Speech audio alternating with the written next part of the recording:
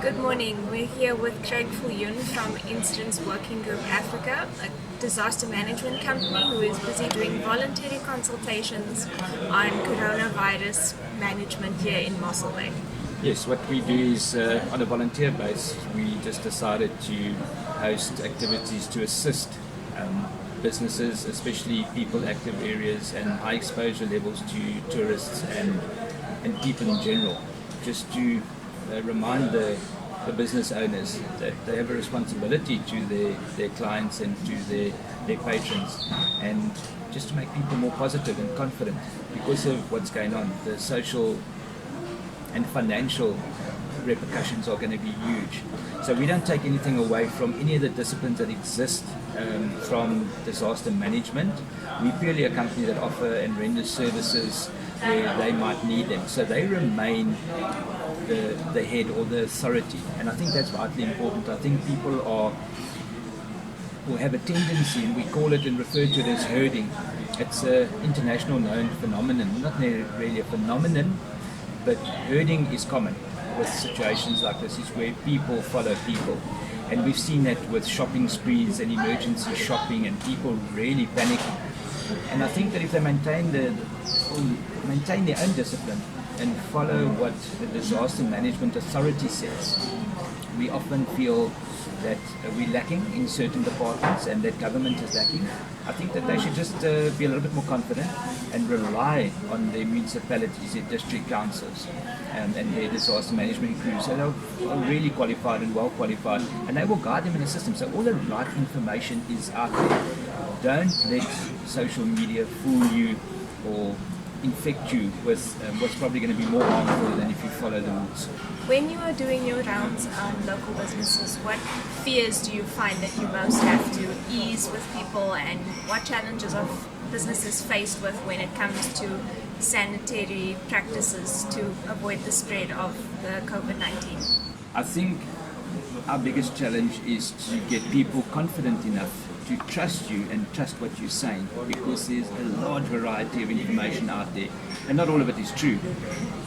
Simple hygiene is should be a normal daily practice and experience. We don't see that. We're now starting to see it. So a normal practice that the normal stuff from home should just carry on. So just wash your hand. I see people are buying a host of different aggressive sanitizers, and they think because it's got theatre qualified components within that sanitizer or liquid, they're using that. You don't need to. People's skin are going to start falling off if you keep on using products that aren't designed for domestic use. They're using very aggressive products. So it's to get the right message across. And the first message is, if you're scared, you're not prepared. And I think people should just keep that as a mindset and make sure that they just maintain self-hygiene, and more importantly, listen to the authority. Use your social media platforms, but in the right way, and have a look at what the authority says. They are the people who are going to be held accountable and responsible for their actions. So when they make a decision, they are calculated decisions. We might think they may be lethargic in certain ways, but I think we must honestly get the message across to people. If you're scared, you're not prepared. So contact your authorities. There are a number of different helplines. Have those helplines, participate in those helplines, and ask the questions you need to ask. Like I say, you get different levels of consequence when it comes to incidents like this. Consequence level 1, which is a terminology that is used all over the world with large and multiple casualty or multiple patient incidents, is that your level 1 consequence would be, and we can measure it to the amount of people that die. Your consequence level 2 and 3 are the economic effects and social economic effects. Personally, I believe, and this is my own unprofessional opinion, I personally believe that the social economic effects are going to be more devastating than the death rate. So it's important that when we go out and we speak to businesses on a voluntary basis, under the guidance of the guidelines that are put forward by the authorities, and we're doing this out of our own, people are already cash-strapped. How are we going to get the confidence back to get the feet back on the streets? And I think that's vitally important. So challenges, there are many challenges. I think a lot of the facilities or businesses, not a matter of being compliant, it's just the right thing to do. Make sure that your facilities can accommodate the people, get the panic away and get the confidence levels up again. And we've seen multiple businesses that are going out of their way, some even overboard to a certain extent, to make sure that people are more confident and that everybody's safe, because it's not just for the patrons but also the staff, the business owners who are leaders at the town. So it's very important to get the right message across, keep confidence levels high, and at the same time reach the same objectives. Challenges are people are not taking this seriously enough. We don't want panic, but you need disciplined, calculated decisions that are going to help people get their confidence back. So now with the schools that are closing, school holidays starting a bit earlier, many people would normally go out with their children and enjoy restaurants and activities around the town. But of course we're seeing in the US people are being recommended to self-isolate. So in Mossel Bay, what precautions do you think people should take? Should we go out about our daily lives, or should we rather stay inside? The most important thing to do is create your own discipline. Be realistic.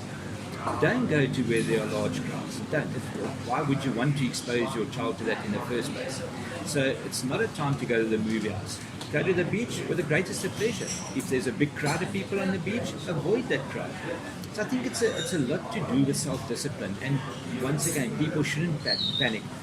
You shouldn't avoid the mall, but go to a mall that you know is a clean mall.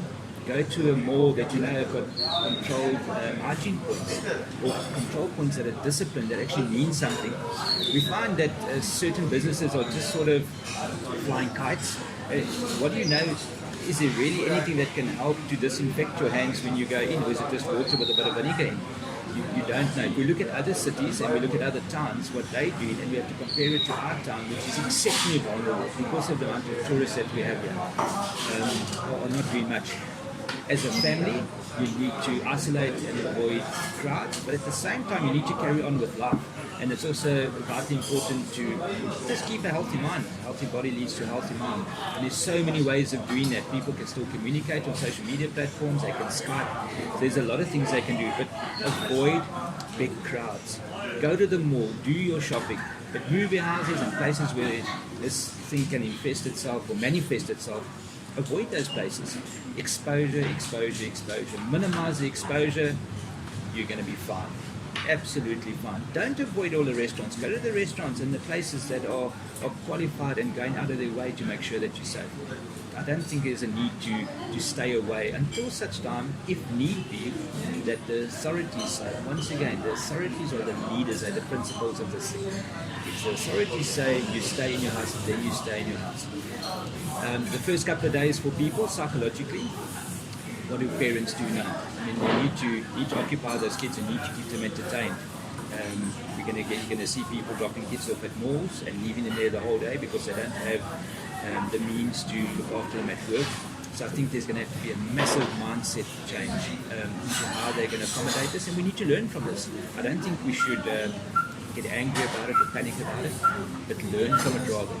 Get a decent, holistic plan in place. Plan your day. And also a good time to discipline your kids and self-discipline, and that they also understand in a nice way what to do.